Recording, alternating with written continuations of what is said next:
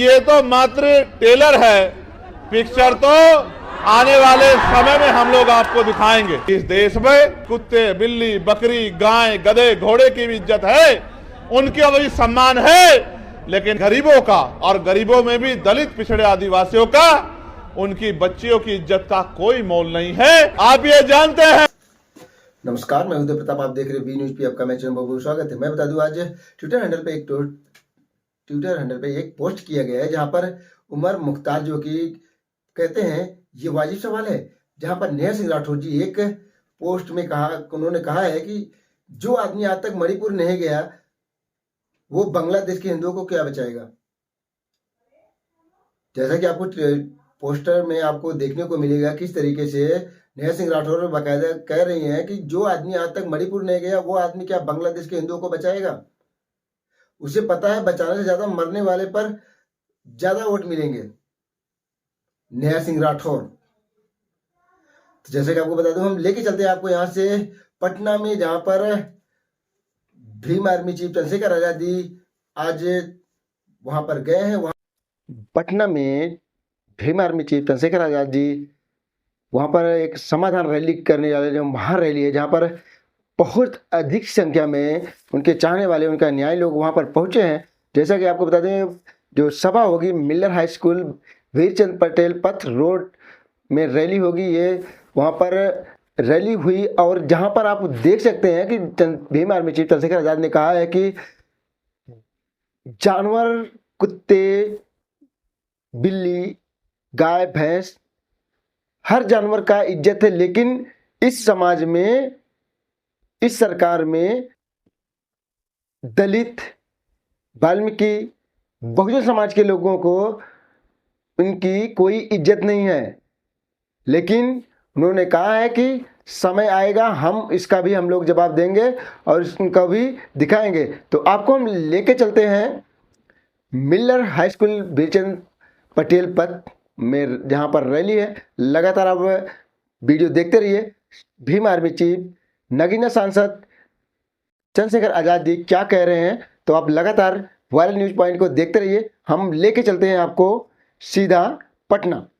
ये तो मात्र टेलर है, पिक्चर तो आने वाले समय में हम लोग आपको दिखाएंगे। इस देश में कुत्ते, बिल्ली, बकरी, गाय, गधे, घोड़े की भी इज्जत है, उनका भी सम्मान है, लेकिन गरीबों का, और गरीबों में भी दलित, पिछड़े, आदिवासियों का, उनकी बच्चियों की इज्जत का कोई मोल नहीं है। आप ये जानते हैं कि हमारे संतों, गुरुओं, महान पुरुषों ने अपने बच्चों का बलिदान देके इस देश में संविधान के रूप में एक जीवित ग्रंथ हमें दिया, जो संविधान अंतिम व्यक्ति को भी सम्मान का जीवन दिलाने की बात करता है। लेकिन सम्मानित साथियों, आज जब हम आकलन करते हैं, चिंतन करते हैं, तो हमें ये महसूस होता है कि देश संविधान से नहीं चल रहा है।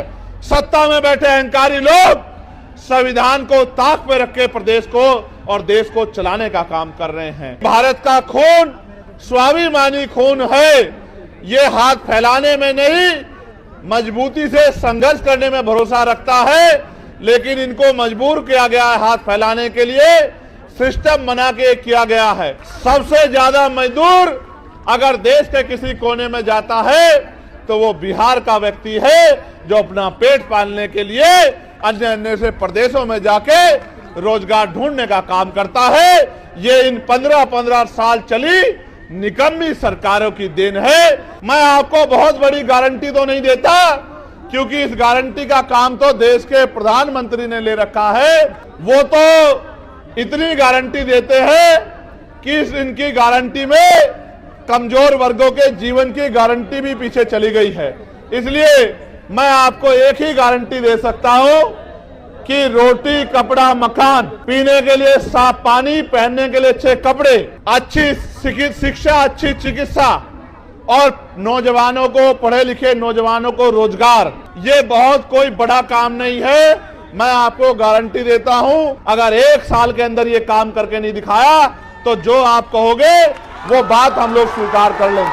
आज हम सब लोग एक विशेष उद्देश्य के लिए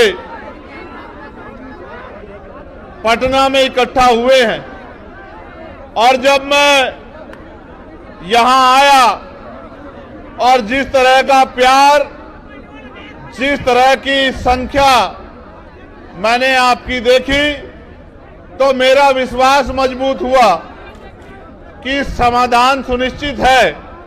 आपकी समस्याओं का समाधान आने वाले कल में सुनिश्चित है, क्योंकि जब जब आप अपनी समस्याओं के लिए ईमानदारी से काम करोगे और समस्या का हल ढूंढने का प्रयास करोगे, तो क्योंकि भारत में लोकतांत्रिक व्यवस्था है और बिहार तो लोकतंत्र के जननायकों में से बड़े बड़े नेता जिन्होंने बिहार में जन्म लिया, ये क्रांतिकारी धरती है। यहाँ की समस्याओं का हल तो बहुत जल्द सुनिश्चित हो जाएगा। आज आपका जुटा ये जनसमूह इस बात की गवाही दे रहा है कि आने वाला कल कमजोरों का, गरीबों का, दलितों का, पिछड़ों का, आदिवासियों का, मुसलमानों का, अन्य धार्मिक अल्पसंख्यकों का और हर जातियों के गरीब लोगों का है। ऐसा विश्वास मेरा आज आपकी संख्या के आधार पर यहां मजबूत हो रहा है। मैंने बहुत सारी समस्या आपकी सुनी, वक्ताओं के माध्यम से मंच पे मैंने बहुत सारी समस्याओं को जाना और एक बहुत बड़ी संख्या यहां माताओं बहनों की भी है जो बड़े लंबे समय से जिम्मेदारी से इस मंच की तरफ देख रही हैं। बहुत बड़ी संख्या में नौजवान और जिम्मेदार लोग भी पहुंचे हैं। हालांकि आप भी जानते हैं कि पहले रैली 1 तारीख को होनी थी, लेकिन प्रशासन और सरकार द्वारा परमिशन नहीं दी गई और 1 तारीख के कार्यक्रम को आगे बढ़ा के 8 तारीख को करना पड़ा। शायद सरकार की ये मंशा रही होगी कि जब 1 तारीख को कार्यक्रम नहीं होगा तो 8 तारीख का कार्यक्रम फेल हो जाएगा। लेकिन मैं ये समझता हूं कि वो आपकी शक्ति से अनभिज्ञ हैं, उनको आपके संघर्ष की जानकारी नहीं है, इसलिए उनको ऐसा लगा कि अगर 1 की जगह कार्यक्रम किसी अन्य तिथि में होगा तो कार्यक्रम सफल नहीं होगा। मैं मुख्यमंत्री जी को ये कहना चाहता हूं कि ये तो मात्र टेलर है, पिक्चर तो आने वाले समय में हम लोग आपको दिखाएंगे। सम्मानित साथियों, ये देश 15 अगस्त 1947 को आजाद हुआ है। 14 अगस्त 1947 को हम लोग इस देश में ब्रिटिश हुकूमत के अधीन थे। ब्रिटिश हुकूमत के अधीन होने के कारण इस देश में बहुत सारे हक अधिकार हक वंचित समाज के लोगों को नहीं थे। यहां तक कि इस देश में सदियों से चली आ रही कुप्रथाएं भी थी, जिनमें विधवा विवाह न होना, बाल विवाह होना, महिलाओं को सती प्रथा जैसी कुरीतियों का सामना करना और भी ऐसी बहुत सारी कुरीतियां और प्रतिबंध लगा के हक वंचित समाज के लोगों को गरीबी, बेबसी, लाचारी और जुल्म जाति का जीवन जीने के लिए मजबूर किया गया था। ये बात मैंने आपको इसलिए बताई कि आज भी आपकी समस्याओं में ये समस्याएं प्रमुख हैं कि रोटी, कपड़ा, मकान जो बुनियादी जरूरत है, खाने के लिए रोटी, पहनने के लिए कपड़ा, सर ढकने के लिए छत, पीने के लिए साफ पानी और आत्म सम्मान का जीवन, ये बुनियादी जरूरतें हैं। 75 साल की आजादी के बाद भी आज तक सरकारें अंतिम व्यक्ति को रोटी, कपड़ा, मकान, अच्छे कपड़े और पीने के लिए पानी की व्यवस्था कराने में कामयाब नहीं हो पाई। ये इस लोकतंत्र का सबसे बड़ा फेलियर है।